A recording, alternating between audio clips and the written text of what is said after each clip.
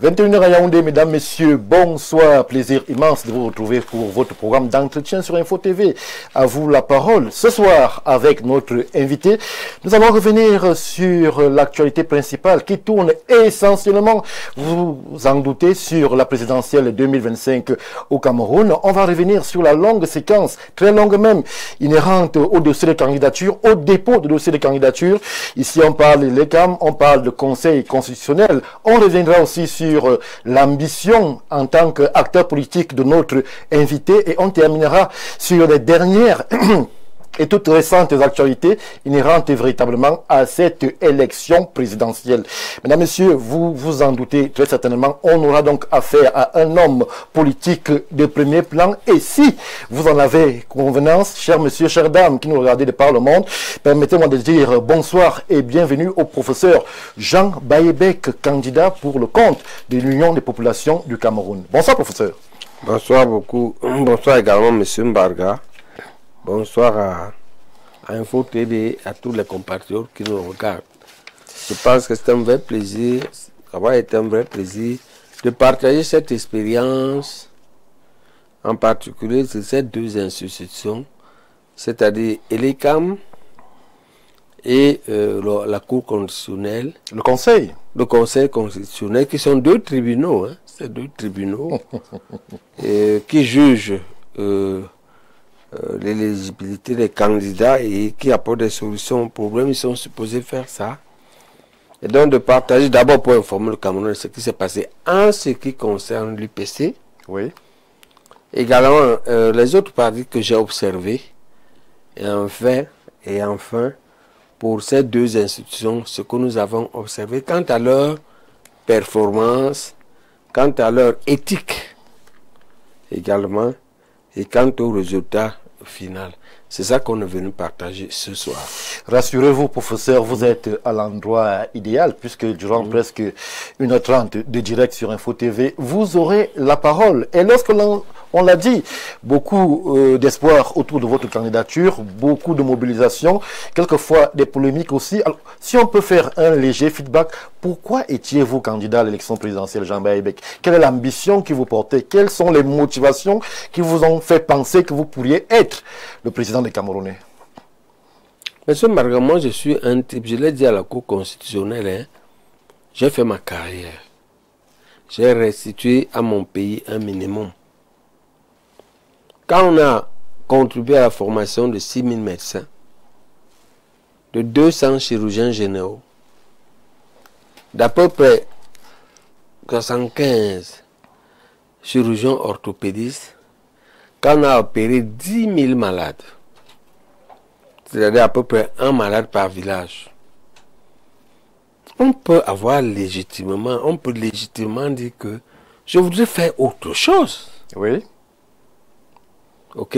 Et cette chose-là, après avoir opéré autant de Camerounais, le Cameroun lui-même étant très malade, je voulais opérer le Cameroun. C'est vous qui le dites, professeur. Je vais opérer, oui, mais chacun dit, oui, moi j'assume, le Cameroun est très malade. Je voulais l'opérer. Et maintenant, il faut dire que ce qui est arrivé, je suis là où je suis, mais je pense que je peux toujours contribuer à l'opérer. Oui, parce que je pense pour servir son pays, le seul poste n'est pas celui du président. Tout à fait. D'accord? On peut rendre beaucoup de services à son pays, étant même très loin de tout ça. On peut être un excellent opposant. On peut être un excellent acteur de la société civile. Oui. Monsieur Mbarga, moi je vous appelle à être un excellent journaliste. C'est tout notre combat. Ok, voilà, c'est-à-dire que ces 6 000 médecins dont j'ai contribué à la formation, c'est une façon de guérir le Cameroun. Ok, donc je n'ai pas attendu d'être, et je ne suis pas spécialement déprimé pour ça. Ok, voilà. Et donc je pense que je mérite ça. Et j'ai le sentiment que la Cour constitutionnelle l'a accepté. Parce que je plaidais, ma plaidoirie à la Cour constitutionnelle a été impressionnante. Oui. Je peux vous dire, j'ai vu de l'autre côté, à ma gauche, J'ai vu comment me regarder le DCC. Pourquoi lui particulièrement? Ben parce qu'il est au sommet de l'État. À côté de lui, j'ai vu comment me regardait Greg, le secrétaire général. Oui. J'ai vu les 11 membres, les 12 membres du Conseil constitutionnel m'écouter religieusement et m'acquiescer. J'ai aimé ça. Oui. J'ai aimé ça.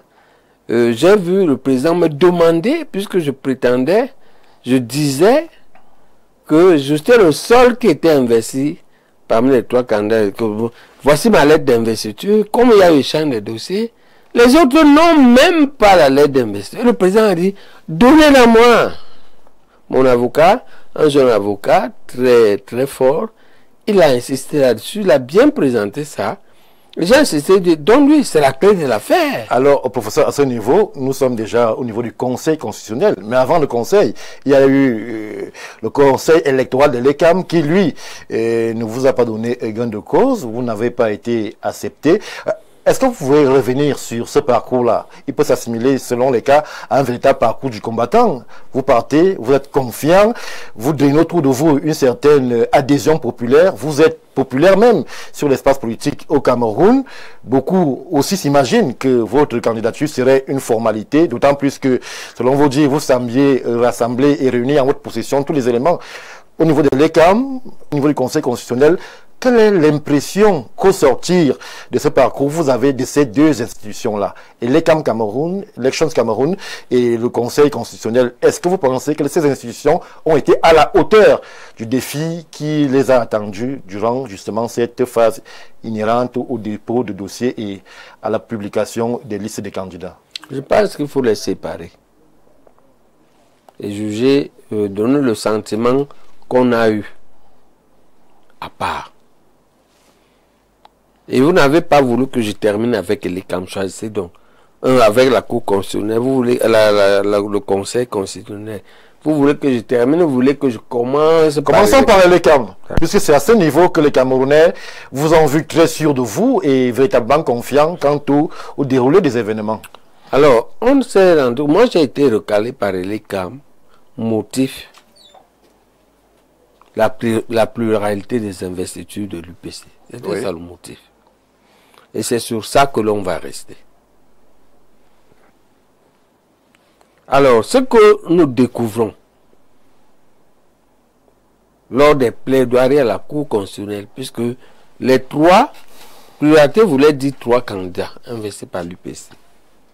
Lorsque nous arrivons à la Cour constitutionnelle, nous tous, on a fait recours. Lorsqu'on arrive là-bas, on constate que, ça c'est mon jugement. Oui. Et les CAM fait 2 poids 2 mesures. Mais ce n'est pas véritablement les CAM. Il ne faut pas accuser tout le monde. Et les CAM ont au moins 3 entités.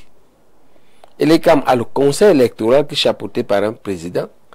Et les CAM a la direction générale qui a une petite administration.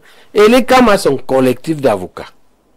C'est le collectif d'avocats que nous on est obligé de juger parce que c'est eux qu'on voit en plaidoirie à la Cour constitutionnelle.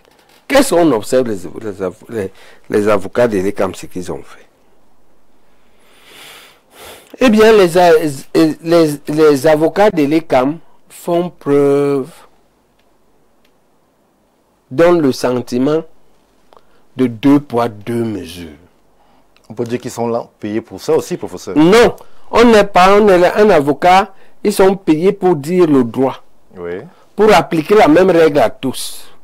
Vous ne pouvez pas dire que quand le parti au pouvoir a 2 candidats, vous ouvrez les dossiers et vous regardez les statuts du parti et vous vous rendez compte que un candidat ne remplit pas les conditions des statuts. Mais quand c'est l'UPC, vous ne regardez pas. Même si une vache vient poser le dossier et elle met le logo UPC, vous appelez ça une candidature. C'est ça le problème. Ça s'appelle 2 poids 2 mesures. Pourquoi vous fouillez, vous ouvrez les 2 dossiers du RDPC Et vous vous rendez compte qu'un candidat ne remplit pas la condition fondamentale des textes du RDPC. Vous l'éliminez. Vous n'appelez pas ça pluralité. Mais quand c'est l'UPC, je vous parle que je connais. Vous n'ouvrez pas. Vous êtes en train, c'est ça qu'on appelle 2 poids, 2 mesures. Laissez-moi terminer, M. Mbarké. C'est ça qu'on appelle l'apartheid en Afrique du Sud. Et c'est les avocats de Elekam qui ont fait ça. Et peut-être un peu les administrateurs, les fonctionnaires. Parce que c'est ça qu'ils amènent au conseil électoral. Et le conseil électoral, d'abord, nous demande 2 copies. Ok, on a déposé 2 copies. Mais le conseil électoral a 18 membres. Dans une administration sérieuse, on fait 18 copies.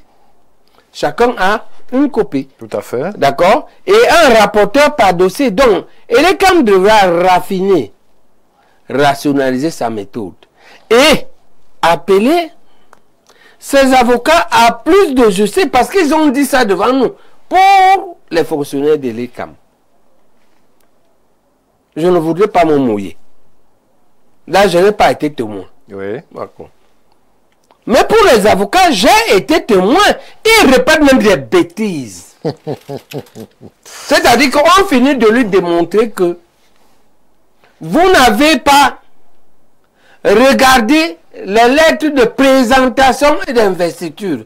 L'autre vient répéter que il a vu les attestations d'investiture. Or, le mot attestation est réservé aux élections, aux 4 élections léco-régionales qui vont arriver. Tout à fait. Et ça correspond à un formulaire qu'on remplit.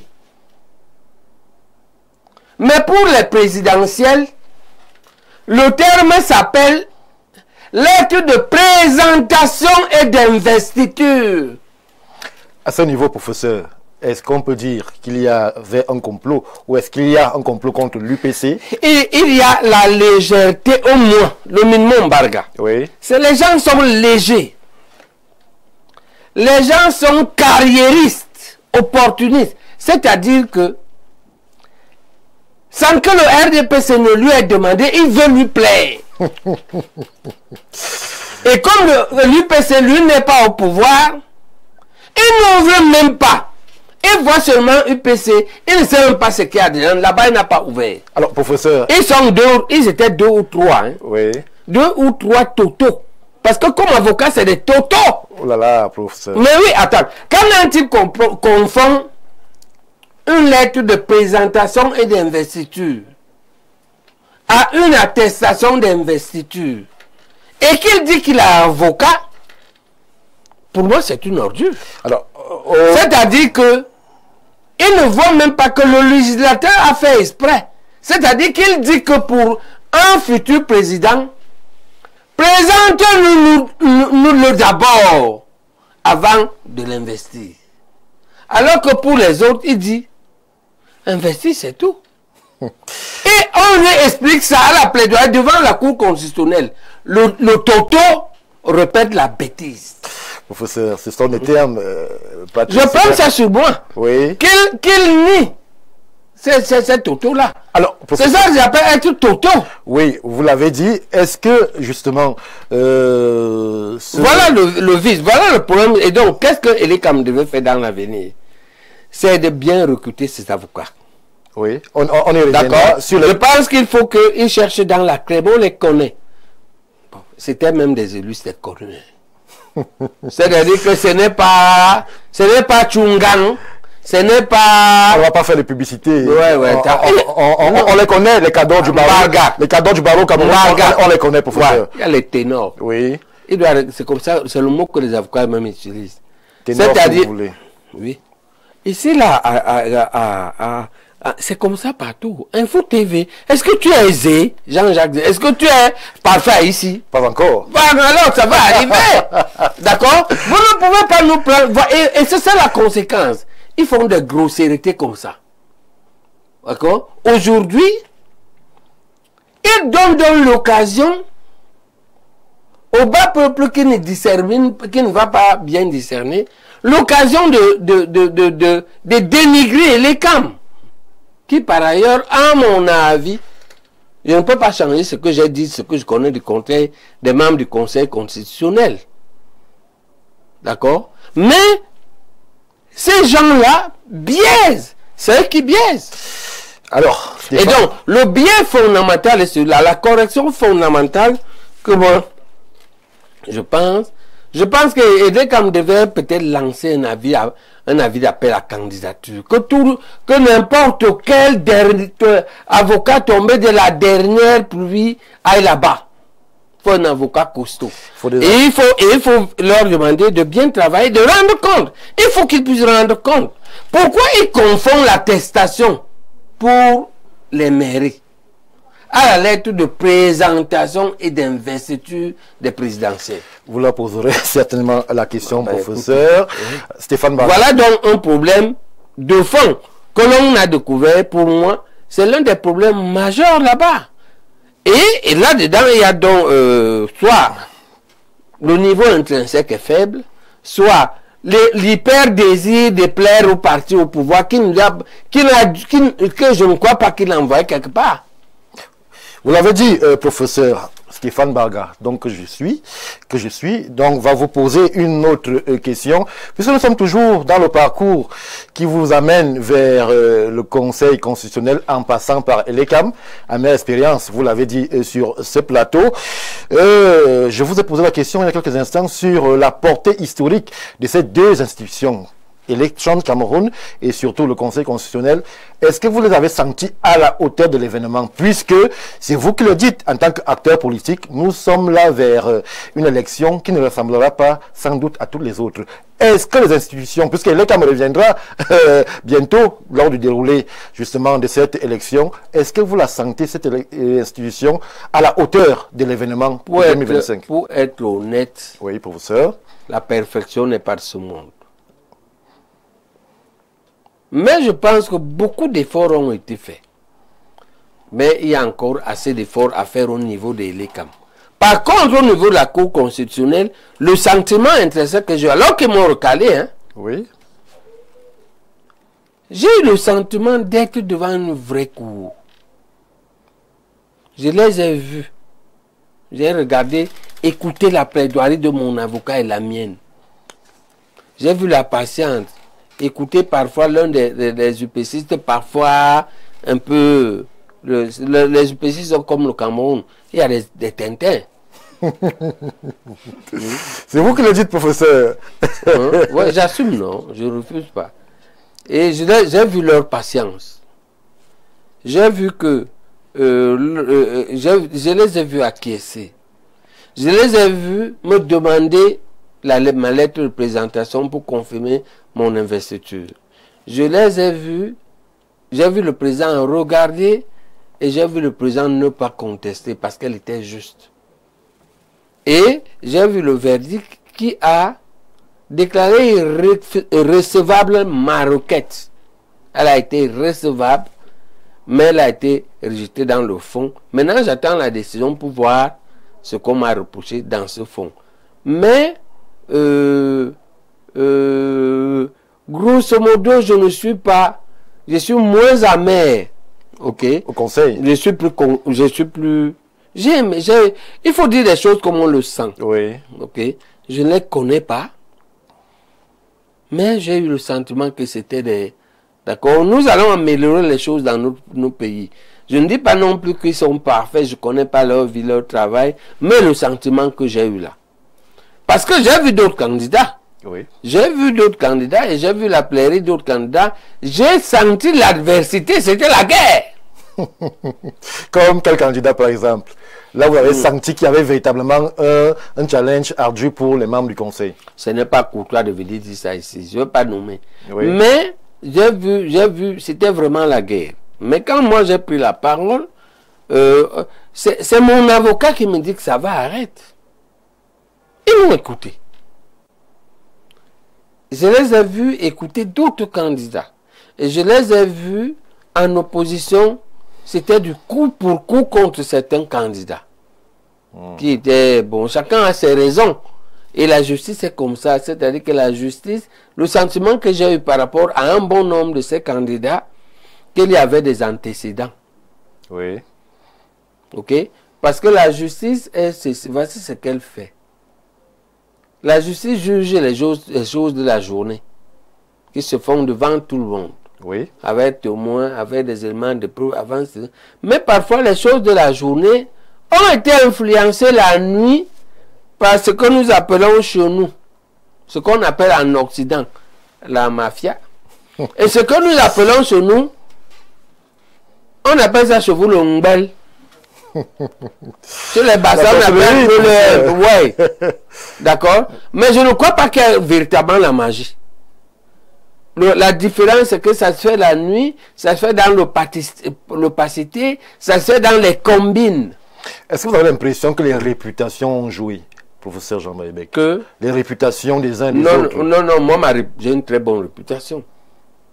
Parce que quand vous les voyez là, moi, quand vous avez opéré 10 000 personnes dans un pays, il faut savoir que il est très rare, il n'y a pas la perfection dans ce monde. Tout à fait. Mais vous avez une bonne cote d'amour auprès de beaucoup de personnes. Donc, moi, peut-être que ça a joué. En votre défaveur, peut-être. Ou en votre faveur. Non, maintenant, quand ils vont là-bas derrière, je vous dis que j'attends la décision. Pour lire mon rejet dans le fond. Oui. Dans ce fond-là, il y a quoi? Ils vont écrire le fond. Ils vont écrire. Enfin, j'imagine. Tout à fait. Certainement, c'est ce qui sera fait, professeur. Mais est-ce que vous n'avez pas l'impression aussi, justement, vous avez utilisé un terme pour désigner vos camarades de l'UPC. Est-ce que vous n'avez pas l'impression que cette multitude de candidatures ou bien cette multitude de postulants ces revendiquants UPC qui peut aussi avoir joué contre une candidature sérieuse comme la vôtre? C'est ça que j'appelle les choses de la nuit. Je vous avais dit dans les médias que Meka avait dit en réel quoi, Douala, que on me propose 50 millions et on pose pour enlever ma candidature. Je ne suis jamais revenu là-dessus. Est-ce qu'on a donné alors les 50 millions aux gens qui ont proposé des candidats zinzin? Qu'est-ce que j'appelle zinzin? Je vous dis ce que j'appelle zinzin. Ce sont des personnes qui se revendiquent de l'UPC, oui, professeur. Barga. Oui. Il y a clairement des gens il y a au moins un candidat qui n'a jamais été militant de l'UPC, jamais. Mais ce n'est pas ça qui est grave. On peut être investi par un parti auquel on n'a jamais été militant. Oui. D'accord? Mais il n'a jamais été militant d'un autre parti de la terre. Ce n'est pas ça qui est grave. On peut aussi investir quelqu'un qui n'a jamais milité. Mais on ne voit pas ce qu'il a fait dans la vie. Alors qu'il a dépassé les 50 ans. Est-ce que tu vois? Je vois. Alors que, est-ce que les 50 millions n'ont pas finalement servi à venir introduire un faux candidat zinzin? J'ai déjà défini la zinzinerie. D'accord?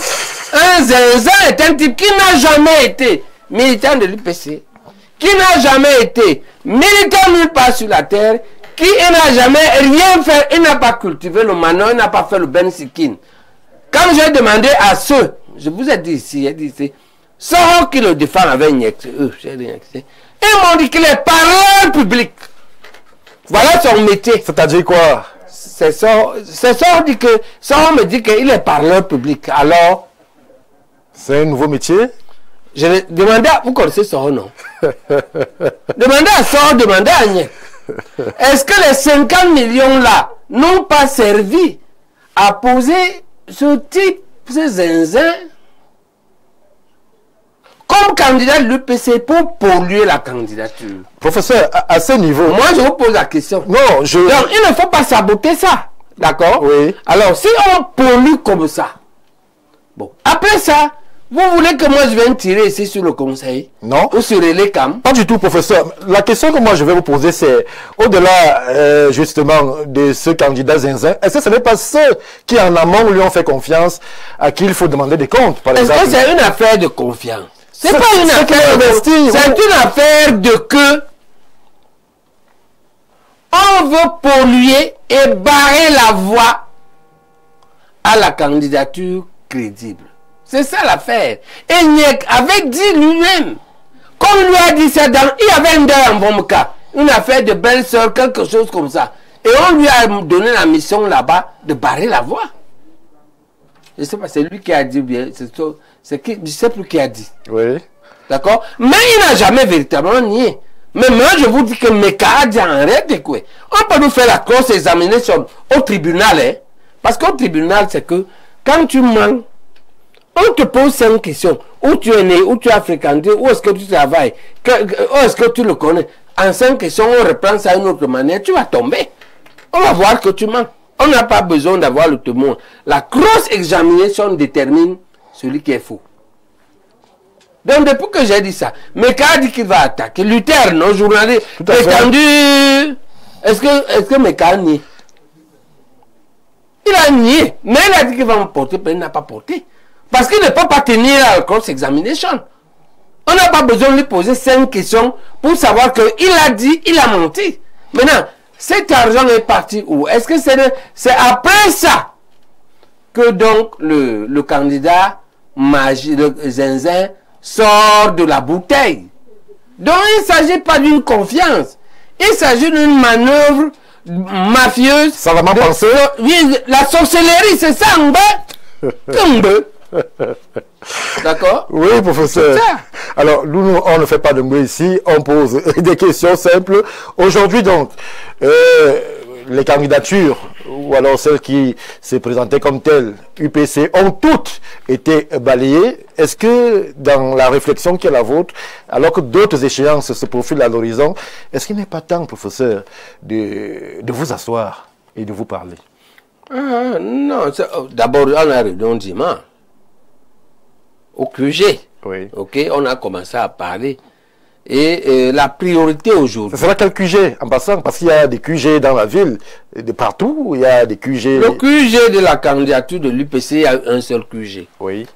Il est à Bobo. C'est moi qui l'ai loué. L'appartement. Ma belle-mère m'a prêté son appartement à crédit. Je payerai. Bien sûr, vous payerez. Voilà. Donc, on va se réunir là-bas. Et la priorité, l'une des priorités, est d'abord d'expliquer à tous nos soutiens, à toute l'équipe de pré-campagne, que nous n'avons pas démérité. Oui. D'accord? Voilà. Que nous avons plaidé devant la Cour constitutionnelle et nous avons pratiquement gagné. Maintenant, nous avons attiré l'admiration, nous avons prouvé ce que valait cette candidature-là. Maintenant, on attend la grosse ou la décision de justice pour comprendre ce qui a été fait dans le fond. Mais on comprend qu'au moins, la Cour constitutionnelle s'est trouvée embarrassée. C'est ça le minimum. Mais ce n'est pas que on a failli devant les candidats zinzin. Non, ce n'est pas ça. Ils étaient pas. Il y a un qui était tellement. Abdourahmane est quelqu'un, on peut. Intrinsèquement, je ne crois pas qu'il est vide. Mais l'autre, lui, il est comme il est. Bon, donc on a mérité. C'est ça, il faut les rassurer. Bon. Mais il se trouve que la mafia et sorcellerie interne de l'UPC et la mafia interne du parti au pouvoir ont combiné et ont abouti à l'embarras d'une Cour constitutionnelle qui nous semblait pourtant comprendre ce que nous disions. Donc c'est plus de l'embarras qu'autre chose au niveau de la Cour constitutionnelle. Ça c'est mon analyse. Oui, en attendant que le fond vous soit... Ça c'est mon analyse, c'est l'embarras. Mais elle était convaincue qu'il y avait un seul candidat. Parce que d'abord, la lettre de présentation était écrite sur 2 pages. Je ne suis pas un type que quand on me présente, on a honte. Dans cette Cour constitutionnelle, je leur ai dit à l'entame, la première chose que je leur ai dit, que je sais que je ne suis pas à la télé. Qu'ils soient rassurés. Vous l'avez dit, professeur. Voilà. Après, je leur ai demandé leur indulgence par rapport à certains comportements de l'UPC, en particulier les divisions apparentes qui polluent le débat. Après ça, je me suis présenté. Et je leur ai dit, l'un de là a été mon préfet à mon premier poste. À Kolofata, l'un d'eux. Je peux donner son nom aujourd'hui. C'est M. Tidjani. Oui. Il m'a vu bosser dans mon premier poste. Il peut témoigner. Ok? Donc, je ne suis pas un type que quand on présente, je ne suis pas tombé dans la dernière pluie. J'ai une famille, j'ai un bilan. Je vous dis le nombre de personnes que j'ai soignées à peu près. D'accord? Au péril de mes propres, mais j'ai travaillé. J'ai des résultats. Ok? Je vous dis que j'ai déjà fait ma succession au CHU, à l'hôpital général, les professeurs là, c'est mes élèves pris au berceau, c'est moi qui ai formé. Donc, quand je présente, dans l'UPC, j'ai été député, j'ai été conseiller municipal. Ce n'est pas une petite candidature.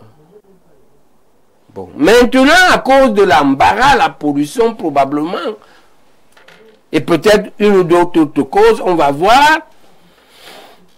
On nous a éliminés. L'idée aujourd'hui, c'est organiser, après avoir rassuré, expliqué. Qu'on n'a pas. Vous l'avez fait, professeur. On voudrait d'ailleurs. Deuxième chose à faire, c'est préparer les autres 4 élections qui arrivent. Justement, moi, je ne suis plus du jeu, mais je dois les préparer et les soutenir. Justement, vous vous êtes fendu d'une sortie, une espèce de lettre à vos soutiens, aux Camerounais qui ont cru en votre candidature. Est-ce qu'on peut avoir en de façon ramassée l'essentiel de cette communication? On l'a vu assez structurée, assez cohérente. Vous expliquiez déjà la gêne et l'embarras qui était le vôtre, que votre candidature n'ait pas été suivie par le Conseil électoral d'élection de Cameroun et même le Conseil constitutionnel. Mais est-ce que là, on assiste à une lettre d'adieu pour ce qui est de la présidentielle? Est-ce que Jean Baïbek sera candidat peut-être en 2032 lorsqu'on vous a lu? Parce qu'on n'a véritablement pas été capable de déceler le revoir ou l'adieu. Est-ce un au revoir ou alors est-ce un mot de raffermissement, d'encouragement pour ceux qui croient en votre candidature? La réponse que je peux vous donner par rapport à ça, je vous ai déjà donné. Oui. Il ne faut pas croire qu'on peut servir son pays seulement à ce poste. Je peux être un opposant intraitable. Vous l'êtes déjà? Plus intraitable que ça? On peut faire difficilement mieux, professeur. Je peux être un membre de la société civile percutant. Je peux me consacrer dans l'écriture. Je peux développer la chirurgie. Je peux m'installer en privé et développer des grandes cliniques.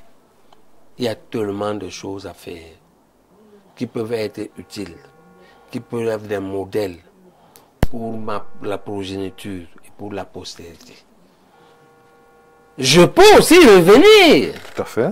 C'est d'ailleurs l'objet de ma question. Rien ne me... c'est loin, mais je ne veux pas parler de... Pourquoi vous êtes sûr que c'est bon? Vous voyez l'avenir. Moi, je me réfère à la loi. S'il y a élection en 2025... Il y a seulement la loi. Il n'y a plus l'univers avec ses lois.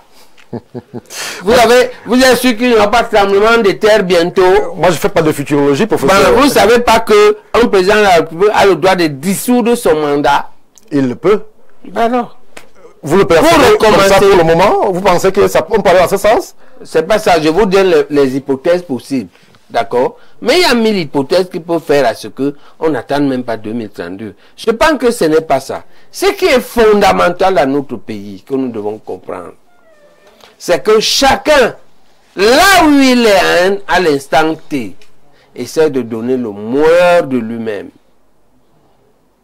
Président, ministre, opposant, homme d'affaires, entrepreneur, agriculteur, donc journaliste, donne le meilleur de toi-même là tu es. Et à chaque fois maintenant qu'il y a élection, en fonction de ton potentiel, en fonction de ta vision pour les présidentielles, parce que c'est l'élément clé. Oui. D'accord? La capacité à faire un diagnostic sociopolitique et à élaborer des solutions qui sont ce qu'on appelle la vision. Mais le premier pas, c'est que, est-ce que tu sais regarder que le peuple camerounais, au point où il en est aujourd'hui, qu'est-ce qui est important pour lui par ordre? Quels sont ses problèmes importants? En fonction de ce diagnostic, tu élabores donc des solutions qui vont être la vision. Puisque nous sommes toujours en train d'épiloguer sur cette présidentielle, ce moment est inhérent aux candidatures. On a vu des scènes assez ubuesques, professeur, convenez-en avec moi. On a vu des personnes qui allaient vers Elections Cameroun pour faire tout, sauf acte de candidature à la présidentielle. On a vu le dernier phénomène BCPing qui, justement, s'est servi des projecteurs de la présidentielle pour exposer son problème à lui. Est-ce que, lorsque vous observez, donc vous, l'observateur de la société camerounaise, vous pensez qu'on a besoin d'arriver si loin pour justement parler et faire parler son mal-être lorsqu'on est Camerounais? Il faut aller à la Cour constitutionnelle avec un dossier vide pour dire l'argent sur l'argent, pour être écouté au Cameroun. Est-ce que les passerelles des dialogues, je parle là au niveau social, ont toutes été rompues au point où les Camerounais sont obligés de se servir de la lumière de la présidentielle pour justement exposer leurs problèmes? Entre ça, cette attitude de M. Bissipine et celle des Ambabos qui ont pris les armes, tu préfères quoi? Eh bien ça, Stéphane, ok? C'est ça, ces deux cas caricaturaux montrent les conséquences de la malgouvernance. La malgouvernance est la pire gangrène. Quand un ministre voulait pour dire que lui il est un Molinex, il a mis sa région en feu. 7 ans, on n'arrive pas à arrêter. C'est ça le fond de l'affaire. Ce n'est pas Bissiping. Bissiping, c'est la conséquence. Le fond de l'affaire est certains compatriotes qui pensent qu'ils vont gouverner en écrasant les autres, non pas en les écoutant pour résoudre leurs problèmes. Ça veut dire que les passerelles sociales ont toutes été brisées au Cameroun? Pire, il y a pire que ça. Et je te dis que les Ambabos sont en brousse. Pourquoi? Le dialogue a été rompu. La base est dans les rues européennes. Pourquoi? Le dialogue a été rompu. Comment est-ce qu'on dit? Oh bien. Comment est-ce qu'on dialogue avec les entités que vous... Où il n'a pas été, il a été, ou c'est rompu, ou c'est en échec. Et il y a échec. Ce n'est même pas normal. J'ai comparé les deux. Nous, on a eu Sadi communiste, je le répète, je vous ai dit ça. Il parlait avec nous. Oui. D'accord? Maintenant, un autre vient là, il écrase. Il se trouve lui-même un nom. Et vous êtes étonné que les gens cherchent n'importe quelle occasion pour arriver. Ça, c'est vous. Vous faites la confusion entre les causes et les conséquences d'un phénomène. Le phénomène fondamental ici est celui de la malgouvernance et ce que M. Bissiping a fait là est sa conséquence. Alors, moi, les gens m'ont demandé de soulever aussi mes procès qui sont coincés au tribunal administratif en dommages et intérêts. Les gens m'ont demandé ça. Mais vous portez une candidature sérieuse. Ces autres-là, ils venaient pour d'autres raisons que la présidentielle. Je pourrais le faire après. D'accord? Je pourrais, mais je ne l'ai pas fait encore. Ok? C'est pas ça, M. Stéphane Barga. Stéphane Barga, c'est que il faut réfléchir, quels que soient les résultats. Le RDPC doit en âme et conscience réfléchir et rectifier sa gouvernance. Nous l'avons proposé un gouvernement d'union nationale qui seul pourra réparer cela de façon consensuelle. Pour l'instant, ce n'est pas le cas, au-delà des démissions. C'est pourquoi on te dit donc que si un type vient donc à la Cour constitutionnelle pour revendiquer ça, ne t'étonne pas, ne nous pose pas les questions, tais-toi toi-même, sinon tu es complice. Non, non, pas du tout, professeur. Voilà. Pourquoi tu es contre Bissiping? Qu'est-ce que tu proposes? Tu proposes que Bissiping lui reste comme ça, son salaire ne le paie jamais? C'est pas ce que je dis, professeur. Qu'est-ce que tu as dit? Je dis ceci. Alors, au-delà de ce que moi je pourrais dire, mais vous l'acteur politique, lorsque le constat est fait que justement les ponts sont rompus, les passerelles au niveau du dialogue social sont rompues, et je précise, pour la petite histoire, que M. Bissiping a été reçu au ministère de la fonction publique et de la réforme administrative, et cela à nos dernières informations reçues du côté du ministère des Finances. Mais vous, l'acteur politique, lorsqu'il y a ce type de phénomènes qui sont une cause, comme vous voulez bien le prétendre et le démontrer, qu'est-ce que vous proposez? J'ai déjà dit. Je propose que le RD, pour la grande solution, oui, c'est qu'après les élections, quel que soit le vainqueur, qu'on organise un gouvernement d'union nationale bien structuré, avec un cahier de charges clair pour nous, à 3 piliers. 1. Soulager les grosses souffrances sociales. 2. Penser les grosses pertes de l'histoire. Et 3. Poser les bases de la refondation, après la réconciliation. C'est ça la grande solution. Oui. Mais, Si celui qui gagne est incapable de faire ça,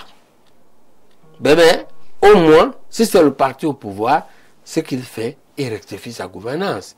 Si c'est l'opposition ou une coalition, mais il évite les mêmes erreurs. Il fixe les normes de la bonne gouvernance.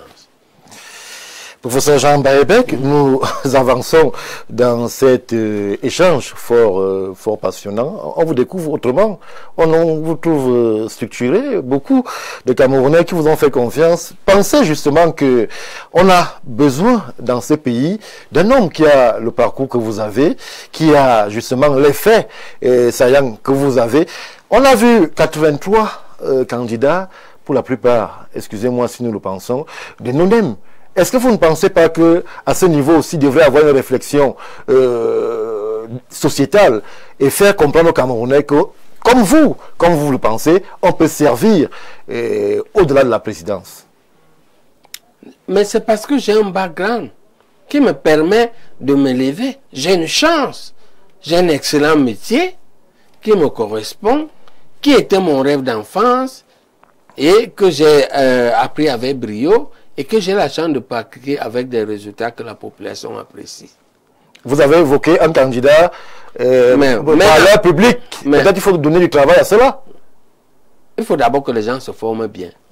Donc, ce que je veux dire, c'est que ce n'est pas ça le problème le plus grave qui entraîne la multiplicité de candidats. Là aussi, c'est un symptôme. Un des symptômes de la malgouvernance. En particulier de l'administration territoriale. J'ai dit à la Cour constitutionnelle que la division de l'UPC là, c'est lui qui les a introduites à la suite d'une sortie du Congrès. Il est venu nommer un de nos chefs. Et c'est ce chef qui a entraîné les doubles investitures en 2020. Et pour ça, on a perdu les élections. Donc, il a créé un bordel énorme dans l'AT qui se voit par ça. C'est lui, regardez, vous ne savez pas qu'il a déstabilisé le PCRN, c'est un secret pour quelqu'un. Il a dit lui-même que c'est lui qui a donné le parti à l'autre. Alors quand tu as donné pour le déranger après. Tu as donné félicitations. Il errait et tu lui as donné un parti, d'accord. Mais pourquoi maintenant tu veux le lui arracher? Quelle est cette façon de faire du désordre? Quel est cet état voyou? Ce gouvernement, ce ministre voyou et bandit. Oh là là, professeur. Voilà. Bandit, c'est un terme... non, j'assume. C'est un peu élégant lorsqu'on parle de... Non, mais moi j'aime mal au cœur quand je vois un ministre faire comme ça. Et un ministère où on a vu d'autres ministres. On a vu Sadi, non? Sadi a trouvé que nous étions divisés. Stéphane, il faut comprendre.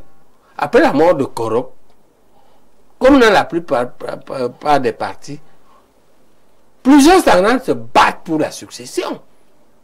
Il nous a réuni le cours de ce qu'il a appelé. Qu'est-ce qui vous divise au-delà du ministre que vous incriminez? Qu'est-ce qui vous divise, professeur? Le FVP, ce n'est pas divisé là, comme il voit venir, il ne se bat pas. Vous n'avez pas entendu s'injurier dans la réception de SGPR?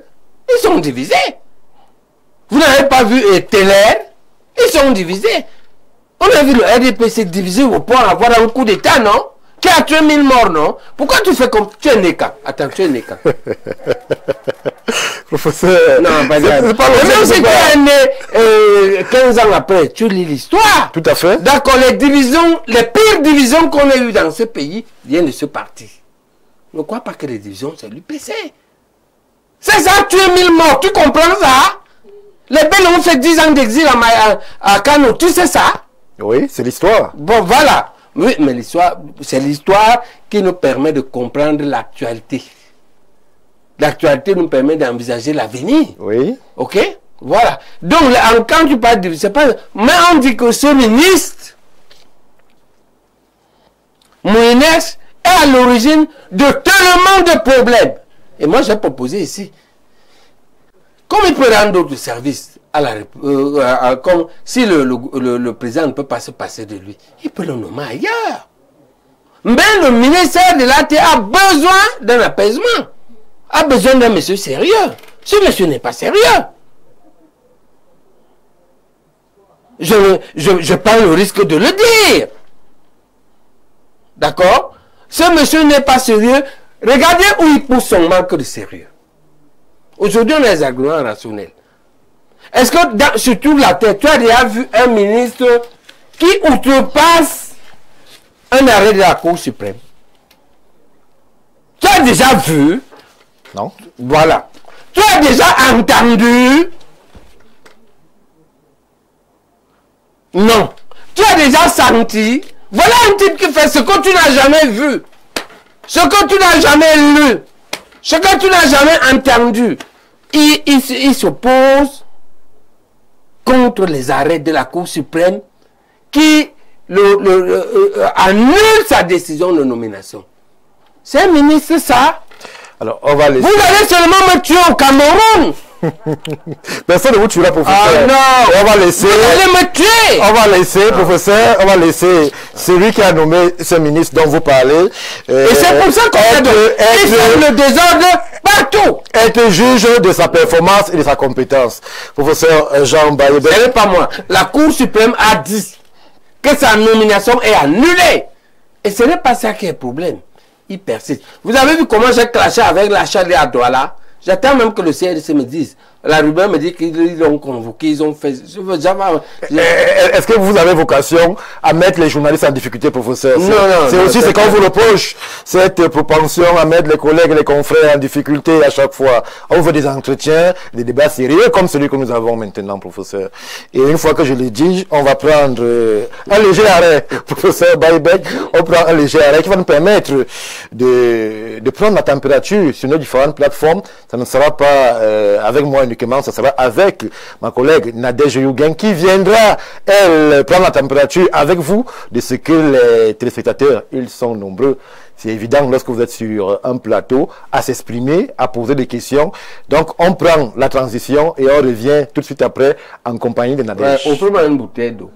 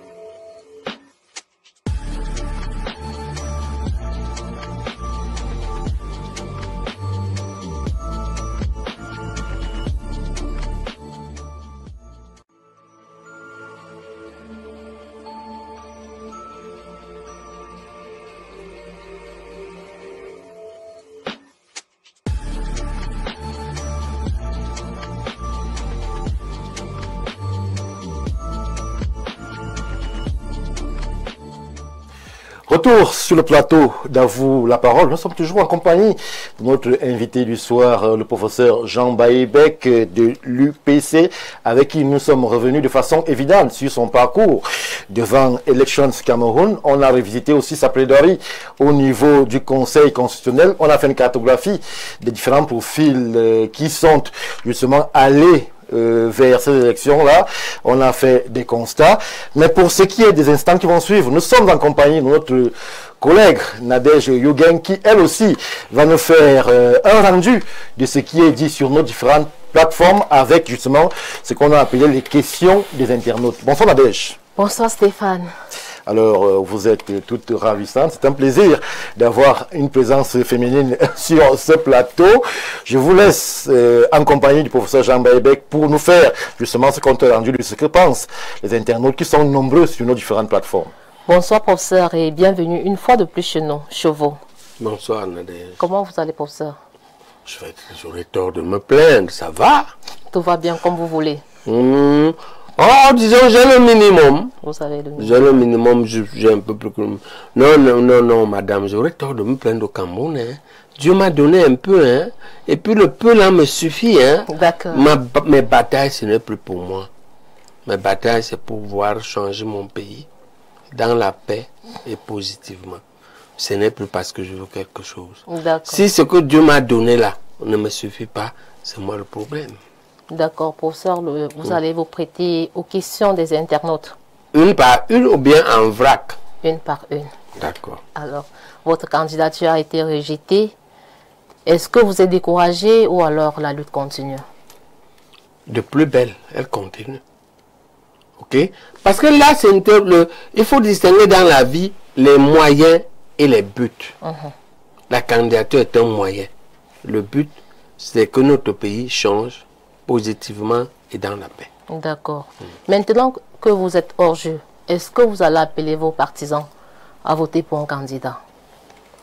Alors, il faut savoir que nous, à l'UPC, la clé de l'affaire, c'est le comité directeur.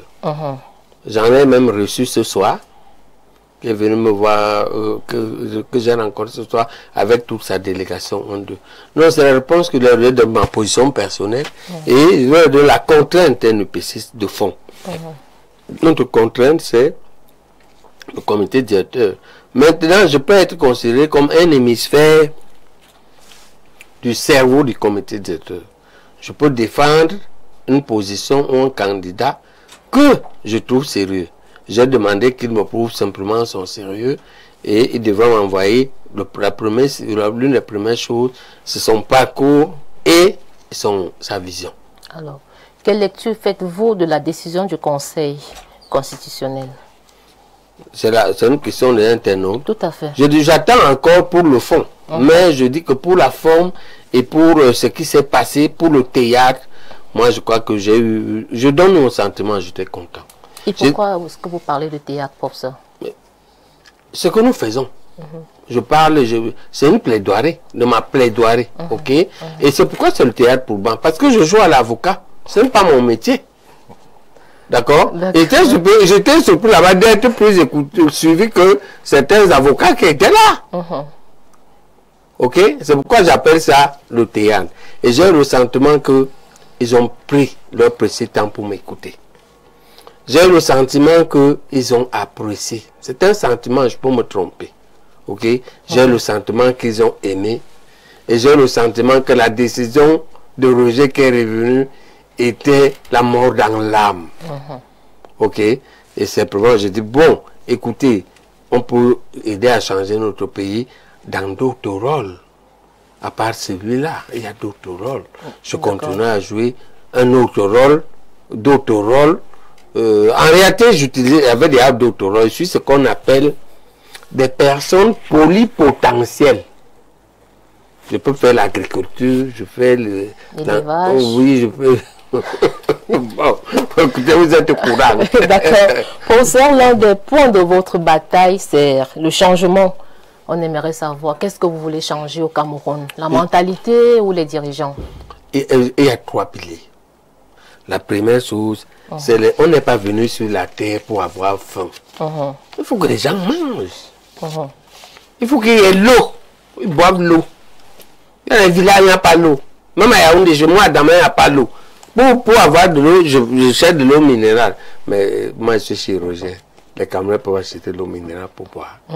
Pour faire le ménage, j'ai un forage. Les Camerounais peuvent faire le forage. Ça m'a pris 3,5 millions. C'est lourd, non? Il faut de l'eau. Il faut de l'électricité. Il y a trop de délestage. J'ai un groupe électrogène. Les Camerounais peuvent avoir un groupe électrogène. D'accord? Donc, il faut se soigner. Pour moi, mais si mes docteurs, ceux qui sont malades, me soignent, ils ne me demandent pas l'argent. D'accord. D'accord. Les autres, les Camerounais vont faire comment? D'accord. Ok. L'école, ma fille a une très bonne Elle a eu un bac avec anglophone, scientifique anglophone, avec 5 matières. Très bien. La 4e. Je suis très content d'elle. Mais il faut voir les répétiteurs. Il faut voir le soutien qu'il faut. Il faut que l'école soit bonne. C'est le minimum. Le deuxième pilier, c'est le plaid de l'histoire. Bello a dit qu'on va rapatrier et bien enterrer à Ijo. Oui, mais nous, on a dit par chronologie, on commence par c'est 58. Moumi, c'est 60. Hein? À Ijo, c'est 80, machin ici, non? Voilà. Ça s'appelle le plaid de l'histoire. Et le troisième, c'est la refonte de notre République.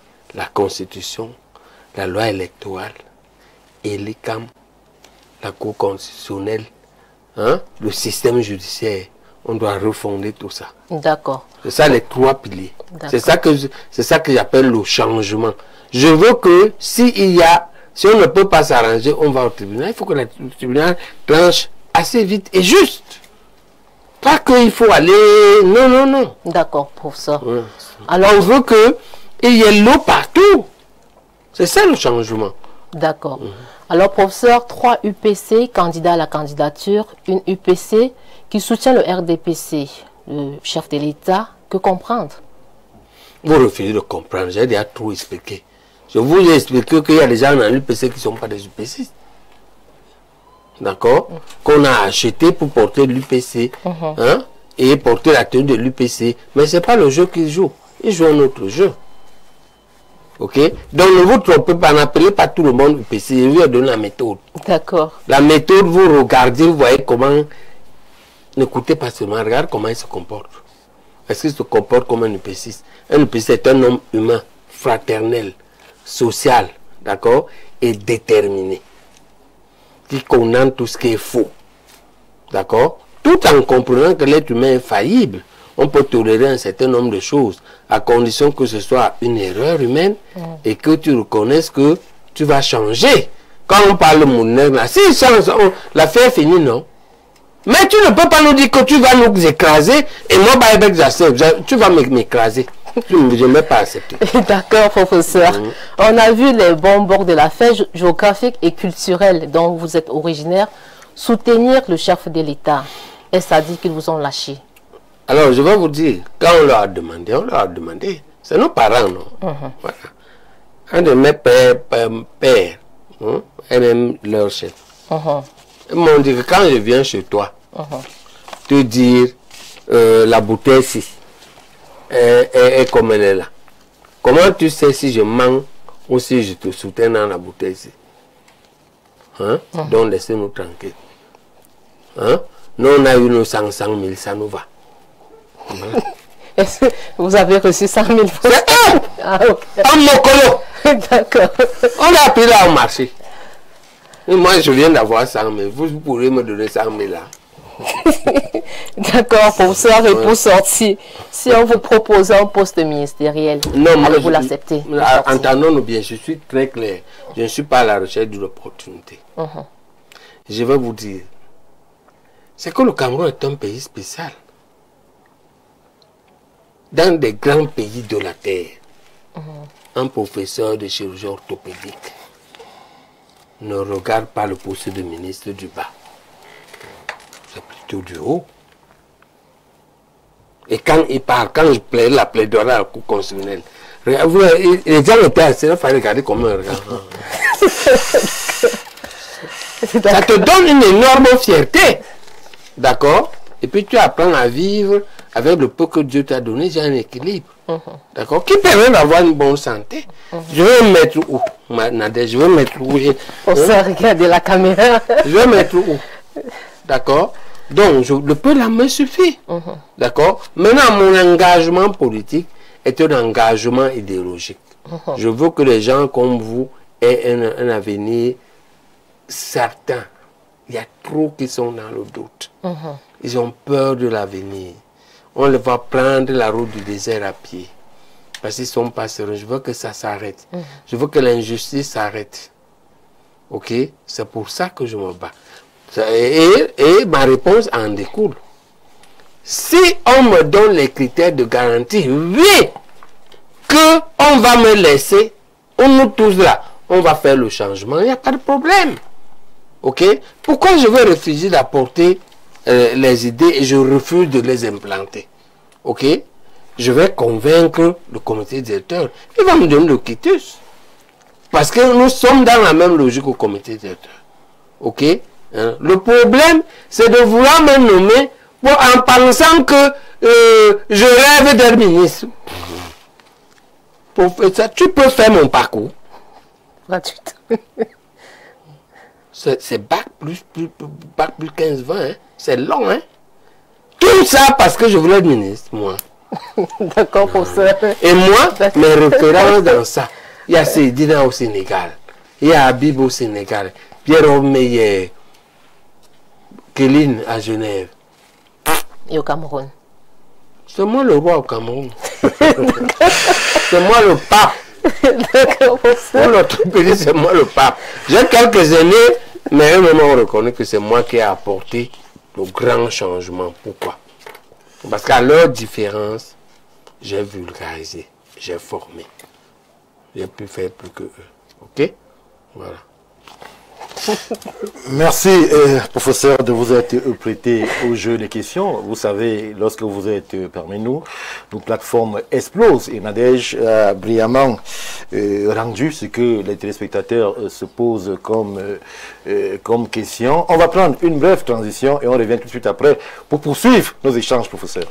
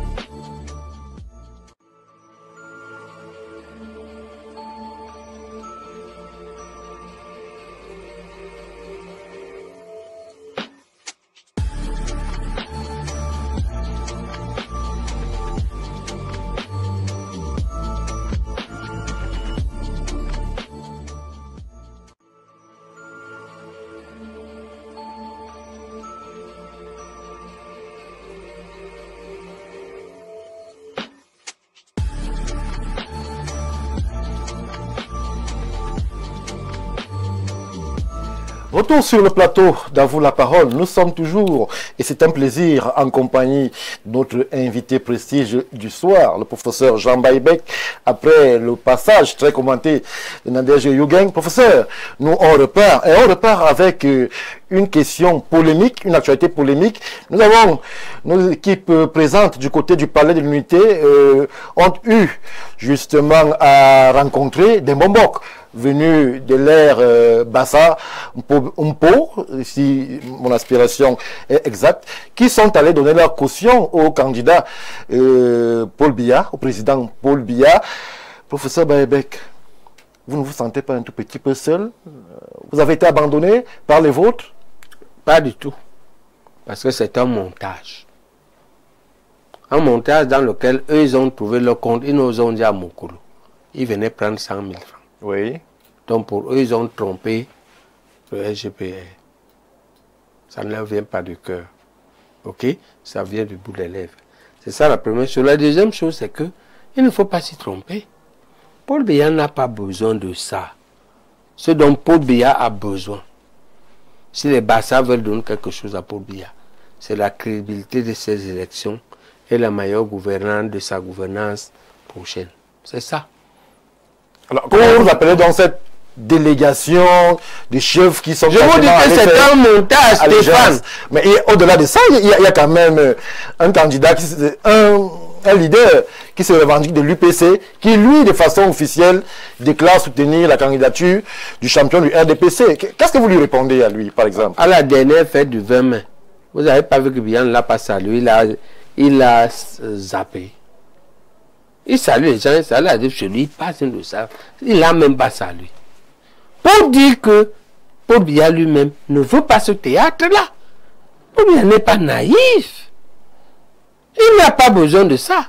Ce qu'il lui faut, c'est une UPC sérieuse, oui, qui va faire une compétition sérieuse, au point que s'il gagne, il puisse dire que voilà, j'ai gagné avec un... Ce n'est pas que on fait des montages du cinéma, non. Paul Biya n'a pas besoin de ça. Est-ce que votre UPC, celle dont vous portez le flambeau, a toujours cette région de la Sanaga maritime, l'Union Ekele comme bastion? C'est celle-là qu'on a vu là-bas. Et c'est eux qui disent qu'ils sont gardiens. Non, l'UPC est un parti national. Oui. Et si moi je passais, j'allais faire une campagne nationale et j'allais gagner. Vous allez gagner? Oui. Je gagnais. D'accord, professeur.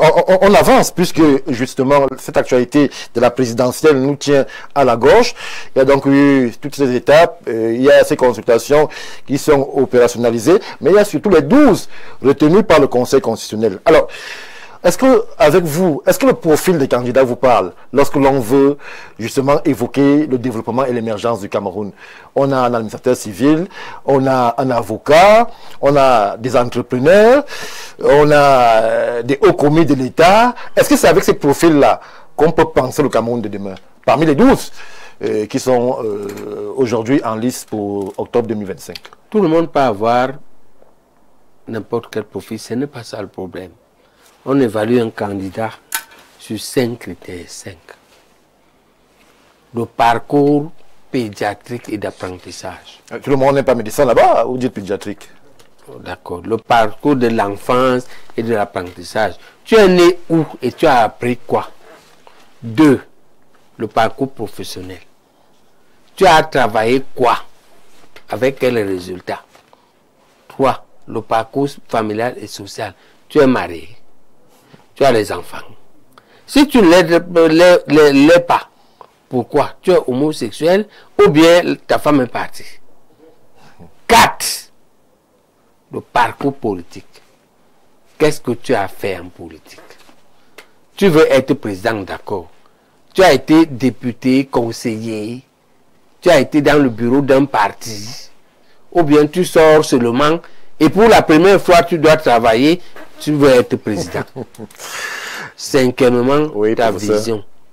Comment tu vois le Cameroun? Quels sont d'après toi les principaux problèmes et d'après toi les solutions à ces principaux problèmes? C'est comme ça qu'on juge. Et parmi ces 12 donc, on peut donc donner 4 points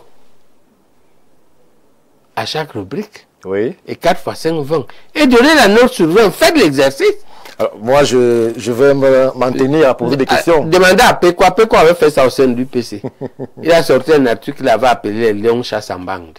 Il avait sélectionné 12 personnes. Professeur, demandez-lui sa méthode.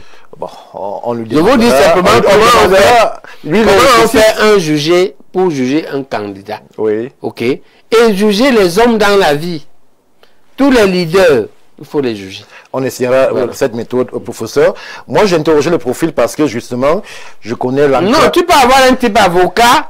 Il a été avocat, mais en fait, un roi de la corruption. Il passait dans les tribunaux pour corrompre les procureurs et les juges. Ce n'est pas l'avocature qu'il a fait. Oui. D'accord? Voilà, vous pouvez avoir un type comme ça. Sortons dans le profil pour interroger les idéologies. Est-ce que justement, donc, parmi les 12 retenus, il y a justement un vernis idéologique qui vous parle à vous, si les profils ne vous semblent pas opportuns lorsqu'on juge... Je n'ai pas encore lu les idéologies, j'ai quand même suivi. J'ai quand même suivi quand ils sont passés dans Canal 2. Oui. Mais bon, je devrais encore vous relire pour vous répondre. Oui. Maintenant que j'ai un peu plus de temps. Alors, on va, pour ne pas sortir des 12, on voit quand même une cuvée assez hétéroclite, assez diverse en termes d'âge. Il y a des jeunes, très jeunes même. Il y a aussi des doyens. Comment est-ce que vous entrevoyez ce choc générationnel qui est en train de se profiler? Est-ce que vous percevez, selon certains analystes, qu'il y aura un vote jeune, essentiellement axé sur des candidats porteurs d'idéaux jeunes, ou alors il y aura des candidats qui auront cette capacité justement à transcender les questions générationnelles pour pouvoir parler à tous? Est-ce qu'il y a un candidat qui serait capable de parler à tous de par son profil ou même de par sa stature? Je leur propose de faire une coalition. C'est ça que moi je leur propose. Oui.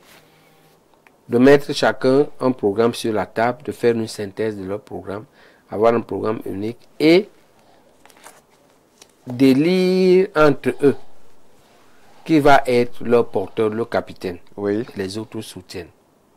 Le but, c'est d'opposer l'opposition au parti au pouvoir, de manière à arriver, quel que soit le vainqueur, vers mon souhait, le gouvernement d'union nationale. Pourquoi? Le gouvernement d'union nationale, parce qu'il y a trop de choses à refaire. Il ne faut pas qu'il y ait trop de contestation. Si on a bâti ensemble, ce sera moins contesté. Oui. Voilà. Alors, justement, c'est cette problématique de la candidature unique de l'opposition au Cameroun apparaît comme un véritable serpent de mer. Qu'est-ce qui divise fondamentalement l'opposition au Cameroun? Parce qu'on a l'impression, à chaque élection, qu'elle soit présidentielle ou locale, on a toujours ces appels à la candidature unique, mais au finish, cela ne se manifeste jamais, cela ne se produit jamais. Qu'est-ce qui vous divise tant, qui empêche à ce que vous puissiez vous asseoir et parler d'une seule voix dans l'intérêt du Cameroun? Il y a des faux opposants. Et des vrais opposants. Et entre les deux, il y a les mi-figues, les mi-raisins. Il y en a parmi les 12 là? Ah, les faux opposants. Les faux opposants, mais oui. Si je vous dis, vous allez me dire qui? Non, non, on ne va pas les noms. Je veux juste que on reste... Non, comment on voit un faux opposant? Je vous donne les 5 critères pour juger un leader politique. Ok? Là, et je vous ai dit comment les noter. Chaque rubrique à peu près 4 points. Ok? Le faux opposant, c'est comme l'école, non? Il n'a pas 10 sur 20. Comment il n'a pas 10 sur 20? C'est-à-dire que par exemple, quelle matière il n'a pas la moyenne? C'est-à-dire qu'il n'a pas 10 sur 20. C'est-à-dire qu'il y a 4 points, non? Oui. Il n'arrive pas à avoir 2. Hein?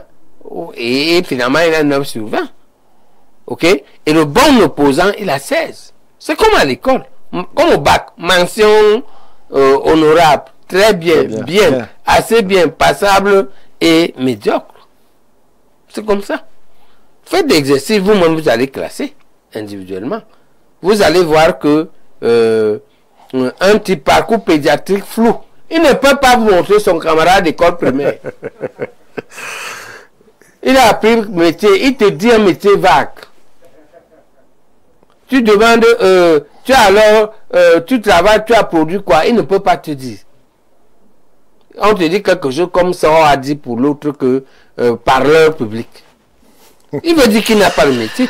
Quel est cet homme qui n'a... Tu n'as pas de métier.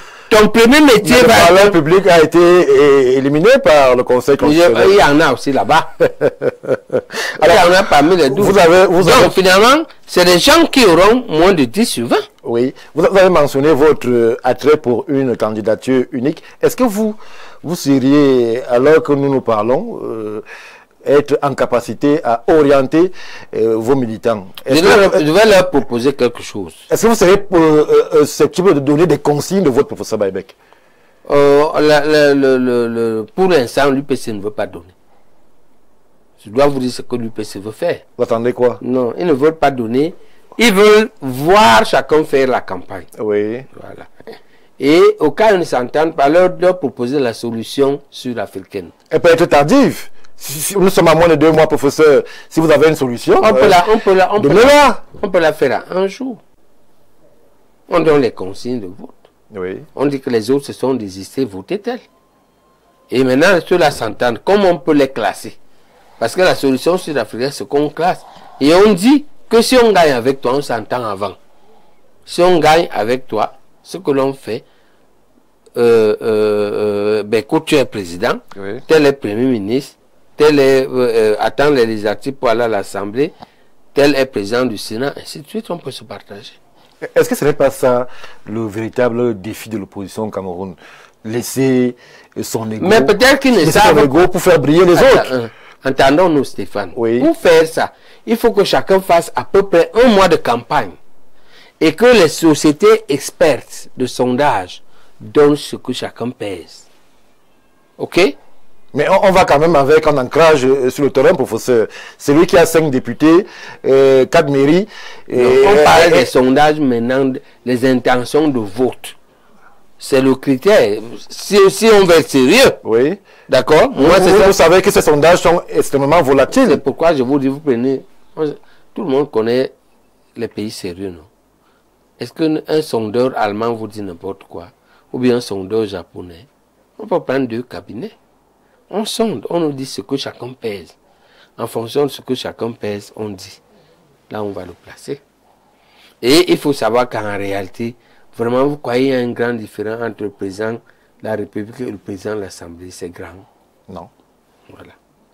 Président du Sénat, président de la Cour constitutionnelle, tout ce monde-là a les mêmes... Mais hormis du président de la République, aucun d'entre eux n'est candidat, c'est que vous citez, professeur. Mais nous avons Non, on dit parmi les 12 là, non? Oui, mais... Quand ils font leur coalition, ils se partagent ces postes s'ils gagnent. Oui. S'ils ne gagnent pas, ils attendent les législatives. Et s'ils gagnent les législatives, ils se partagent de nouveau. On dit qu'on a gagné, il y aura un premier ministre, c'est tel. Il y aura un président de l'Assemblée, c'est tel. Puisqu'on aura gagné l'Assemblée, non? Hein? Oui. Voilà, il y aura un président de l'Assemblée, c'est tel. Ainsi de suite. C'est-à-dire que par exemple, le premier, si vous gagnez les présidentielles, votre gagneur des présidentielles que vous avez poussé là, qui était le premier des sondages, oui. Il est le président, non? Le deuxième des sondages est le premier ministre. Donc, on va donc faire confiance ou alors appeler à des sondages sérieux. Mais pour l'instant, à quoi est-ce que vous vous occupez lorsque justement la présidentielle est évoquée, professeur Baïbek? Vous êtes dans les tractations?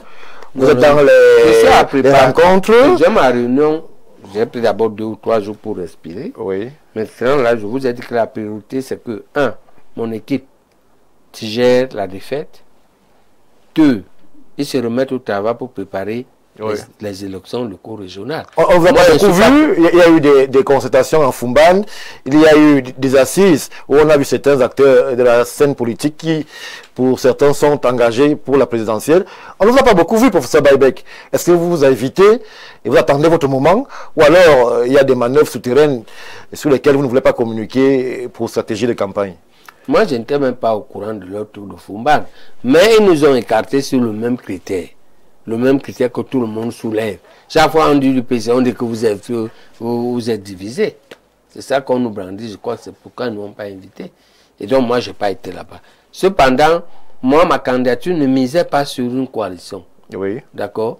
Moi, je suis quelqu'un de...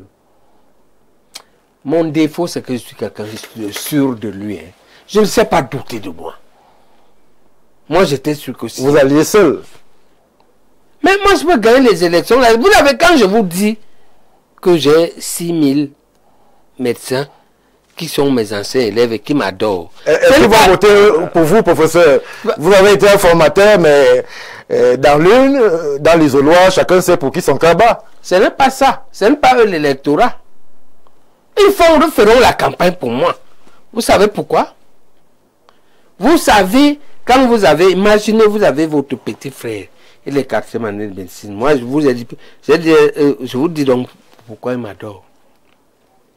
Il vient en traumatologie faire le stage. Oui. Il a d'abord été en gynécologie. Là-bas, en gynécologie, tu as examiné une femme. Il me dit que non, c'est trop dur. Je dis, ok, si tu te montres sérieux, En 3 semaines, quand une femme va arriver ici cassée et qu'elle saigne, je vais te montrer comment tu l'examines. Oui. Et examiner une femme, ah monsieur, il faut être sérieux. Il ne faut pas être non. Tu la touches pas n'importe comment. Moi, je lui montre. Mais, donc, c'est pourquoi tu vas me dire que toi, tu veux même comment. Pourquoi Bob avait dit que je suis comme un gourou. Moi, quand je dis que j'ai enseigné là, la médecine, quand tu dois montrer aux enfants comment examiner la prostate d'un homme de 72 ans, vous connaissez le geste le plus pudique, le plus difficile que les médecins font pour examiner la prostate. Nous sommes en télévision, on le connaît, mais on ne va pas en parler. On ne va pas en parler. Mais, si tu n'es pas un sérieux, il faut d'abord savoir que le vieux ne va pas accepter. Oui. Quand il a accepté, il ne t'accepte pas avec ton étudiant. Il faut que tu le convainques que ça va servir à quelque chose sans l'humilier, sans l'exposer. Et faire à ce que le petit-ci fasse ça sans traumatiser le vieux. Vous voyez le sacrifice qu'il y a pour que je lui apprenne à faire une chose. On comprend.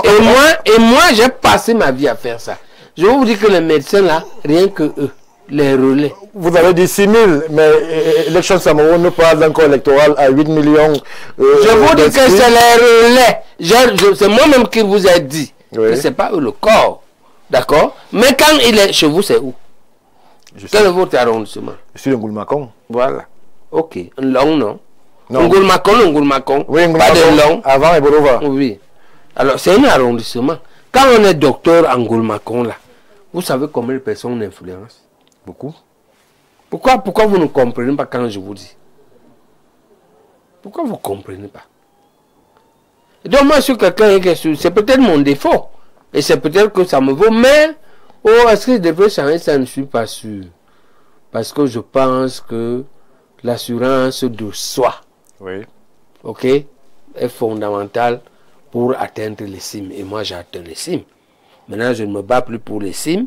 Je me bats pour que l'avenir soit meilleur pour la génération future. Alors, professeur, nous sommes en train de sortir. Nous sommes justement à quelques mois de la présidentielle, mais au-delà de la présidentielle, tout de suite en 2026, viendront les législatives couplées aux municipales. Est-ce que vous avez déjà en perspective l'orientation, mais surtout l'opérationnalisation qui sera la vôtre? Comment est-ce que vous allez vous déployer? D'ici là, on peut espérer que l'UPC soit parvenu à parler d'une seule voix et qu'il n'y ait plus justement cette élimination du fait de cette cohorte du PC. Comment est-ce que vous vous entrevoyez pour les législatives et les municipales qui sont en train d'arriver? Vous voulez savoir si je serai candidat? Ce serait aussi un scoop que vous nous révélez, professeur. Une seule personne ne peut pas avoir tout. Tout le Cameroun, c'est seulement pour moi. Député, ça ne nous tente pas? Honorable Baïbek? Non. Honorable Baïbek est équivalent, vous, professeur Baïbek. Moi, je ne sais pas. Je pose la question. Je vous dis que dans ma vision, on ne peut pas comparer. On ne peut pas. Si je devais choisir, ne choisis pas ça. Oui. D'accord? C'est éphémère. Tu as des gens qui ne valent rien, qui sont ça.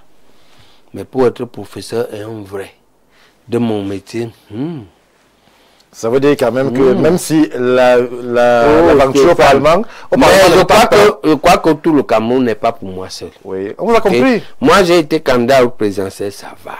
Ça va? Ça va. Vous allez maintenant, je dois soutenir les autres. Oui. Beaucoup y arrivent. Ok? Bon. Sauf s'il y a un problème particulier à résoudre. Tout à fait. Ok? Mais s'il n'y a pas un problème particulier à résoudre, je ne peux pas me préparer pour les présidentielles. Et puis ce qui se passe là. Maintenant, je me retourne, je commence à discuter. Je ne veux pas faire ça. Professeur, dernière question, elle concerne, on y revient toujours, la présidentielle qui arrive, avec un aspect qui a beaucoup inquiété les opinions, beaucoup supputaient une ambiance tendue, électrique même, au sortir de la prolongation des listes. On se rend compte qu'on est dans un espace plus ou moins apaisé. Quel conseil, quel message, vous, en tant qu'acteur politique, aux Camerounais qui iront voter? Un message peut-être qui ira dans le sens de l'apaisement ou de l'alerte ou tout simplement du choix unique. C'est que le moment est venu. Ça va arriver, Stéphane. Ce n'est pas le maintenant. Mais ce que je peux dire aujourd'hui, c'est pas ça. Je pense que le pays doit faire son devoir pour que vous viviez mieux. Mais pour savoir qu'il n'y a pas que le pays. Vous-même aussi, vous devez faire un travail de transformation personnelle. Oui. Ok? Il n'y a pas que le pays. Même quand il y aura la bonne gouvernance, même quand il y aura la bonne justice, même quand il y aura, je ne sais pas tout, du travail pour tout le monde, si vous restez des gens qui saoulent tous les soirs, qui restent dans les bars jusqu'à minuit, qui ne vont pas parler chez eux avec leurs femmes, avec leurs enfants, qui n'éduquent pas leurs enfants, ben, vous aurez des problèmes.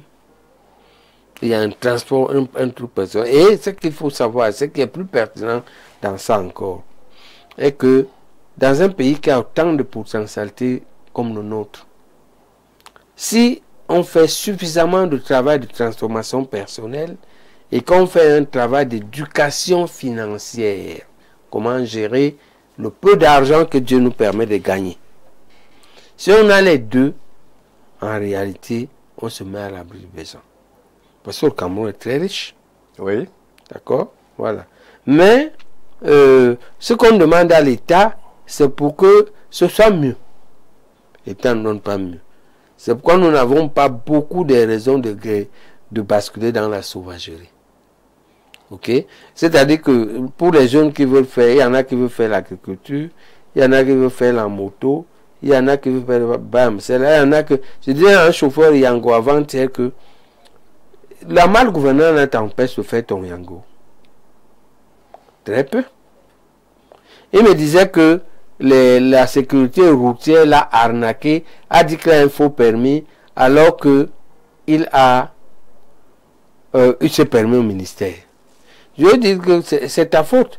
De qu'ils entrent dans ton permis et tu leur permets d'entrer. Tu dois leur dire que la sécurité routière que le ministre a mis, c'est pour conseiller les gens. Ce n'est pas pour remplacer les gendarmes et la police. Et qu'ils n'ont pas droit de voir ton permis. Pourquoi tu leur montres ton permis? Maintenant, eux, ils te collent eux-mêmes un mortier pour te arnaquer. La faute, c'est toi. Tu ne connais pas tes droits. Ce qui va te demander ton dossier, il a 4 pièces principales dans de ce véhicule. C'est l'assurance, c'est la carte grise, c'est ton permis de conduire et je crois la visite technique.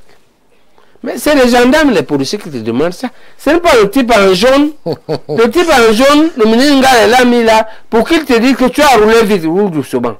Tu as violé le feu, ne fais plus. Hein? Ou pour que tu ralentisses. C'est à ça. Mais ce n'est pas que il s'arrête. Moi, je leur ai dit encore. Ici, là, je vais appeler Ngalé. Merci, professeur. Ici, là, je ne vous donne pas mes pièces. Et à chaque fois, ça finit là. Parce qu'il se rend compte que, et donc le citoyen, ça qu'on appelle la transformation personnelle, doit aussi connaître ses droits de base. D'accord? Et savoir insister pour être dans ses droits. Savoir dire à son vis-à-vis que ça c'est interdit, ça c'est autorisé, ça c'est vrai, ça c'est faux. C'est tout ça la transformation personnelle.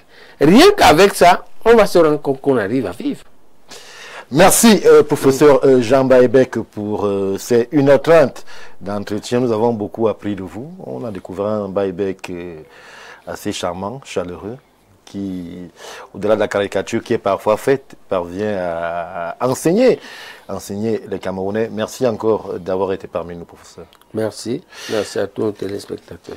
Mesdames, Messieurs, c'est ce qu'on pouvait dire, justement, en compagnie de notre invité, le professeur Jean Baïbek. 1h30 d'entretien où vous avez appris les raisons, selon lui, pour lesquelles sa candidature n'a pas été retenue. On est revenu aussi de façon succincte sur la température politique du Cameroun. On a essayé d'avoir sa vision au plus clair. C'était à vous la parole. Merci à vous qui avez réagi. Merci à vous qui nous avez écrit. Donnons-nous rendez-vous lors des prochaines éditions. Bien le bonsoir.